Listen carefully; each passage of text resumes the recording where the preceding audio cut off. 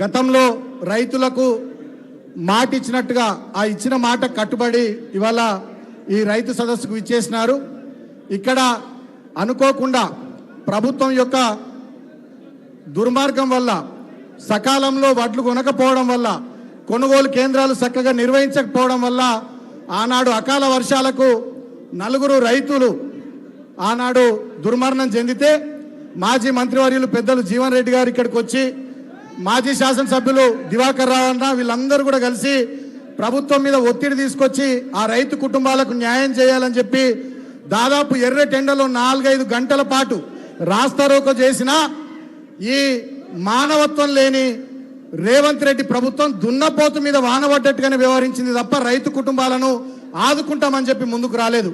అప్పుడు వరంగల్లో రైతు గర్జన సభలో ఉన్న అన్న కేటీఆర్ గారికి ఈ విషయం మన వాళ్ళు తెలియజేస్తే ఈ రాక్షస ప్రభుత్వం, ఈ కర్కశ ప్రభుత్వం రైతులను పట్టించుకోకుండా మనం ఇవాళ రైతు పార్టీగా, రైతు బాంధవుడు కేసీఆర్ నాయకత్వంలో పనిచేస్తున్న పార్టీగా ఆ రైతు కుటుంబాలను స్వయంగా నేను ఆదుకుంటా, నేనొచ్చి ఆ కుటుంబాలకు అండగా నిలబడతా అని చెప్పి ఆనాడు కేటీఆర్ అన్న మాట ఇచ్చిండు. ఇచ్చిన మాట కట్టుబడి ఇవాళ ఇక్కడికి వచ్చినందుకు గట్టిగా మనం అందరం చప్పట్లతోని అన్నగారికి హృదయపూర్వకంగా కృతజ్ఞతలు తెలియజేద్దాం. నేను 2-3 విషయాలే మాట్లాడతా, ఎక్కువసేపు మాట్లాడను. పెద్దలు చాలా విషయాలు మాట్లాడతారు. మీ అందరికి కూడా తెలిసి ఇవాళ ఏం జరుగుతూ ఉందో రాష్ట్రంలో. రేవంత్ రెడ్డి లేచినా పన్నా ఉన్నా కిందికి చూసినా మీదికి చూసినా పక్కకు చూసినా ఆయనకు కేటీఆర్ అని కనబడుతున్నాడు తప్ప ఇంకొకరు కనబడతలేరు. ఇవాళ రేవంత్ రెడ్డి ప్రభుత్వానికి వాళ్ళు ఇచ్చిన 6 గ్యారెంటీల విషయంలో కానీ 420 హామీల విషయంలో కానీ చెప్పిన వివిధ డిక్లరేషన్ల విషయంలో కానీ రాష్ట్రమంతా పర్యటిస్తూ రేవంత్ రెడ్డి చేసినటువంటి మోసాలు, కాంగ్రెస్ ప్రభుత్వం చేస్తున్నటువంటి దుర్మార్గాలను ఎక్కడికక్కడ ఎండగడుతూ ఇవాళ మా పరిస్థితి ఏందో అని చెప్పి బాధపడుతున్న తెలంగాణ జనానికి ఆపద్ బాంధవుడిలాగా అండగా నిలబడుతున్నటువంటి మన నాయకుడు కేటీఆర్ అన్న. మొన్న మీరు చూసిర్రు వరంగల్లో రైతు డిక్లరేషన్ పేరిట కాంగ్రెస్ మోసం చేస్తే రైతుల పక్షాన అక్కడ నిలబడి గర్జించిండు అన్న.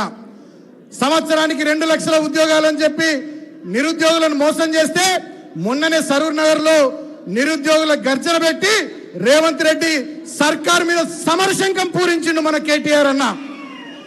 సమస్య ఏదైనా సందర్భం ఏదైనా 2.5 సంవత్సరాలుగా అలుపెరగకుండా పోరాటం చేస్తా ఉన్నాడు. అది లగచర్లలో లంబాడి బిడ్డల మీద రేవంత్ రెడ్డి సొంత నియోజకవర్గం కొడంగల్లో దాడి జరిగినా అన్ననే అండగా నిలబడ్డాడు.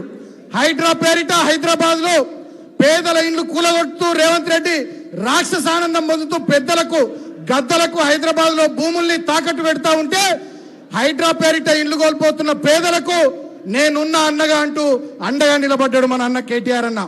మూసీ ప్రక్షాళన పేరిట 10,000 కుటుంబాలను రోడ్డు మీద వారేస్తూ 1,00,000 కోట్ల అవినీతికి రేవంత్ రెడ్డి పాల్పడుతుంటే మూసీ ప్రాజెక్టులో ఇండ్లు కోల్పోతున్నటువంటి అభాగ్యులకు అండగా నిలబడ్డాడు మన కేటీఆర్ అన్న. హైదరాబాద్ సెంట్రల్ యూనివర్సిటీలో కంచెగచ్చ బౌలి భూముల విషయంలో ఆనాడు రేవంత్ రెడ్డి ప్రభుత్వం దుర్మార్గంగా అక్కడి విద్యార్థుల మీద లాఠీ చార్జ్ చేసి కేసులు పెట్టి దాడులు చేస్తూ ఉంటే హైదరాబాద్ సెంట్రల్ యూనివర్సిటీ విద్యార్థులకు అండగా ఆనాడు నిలబడ్డాడు మన కేటీఆర్ అన్న.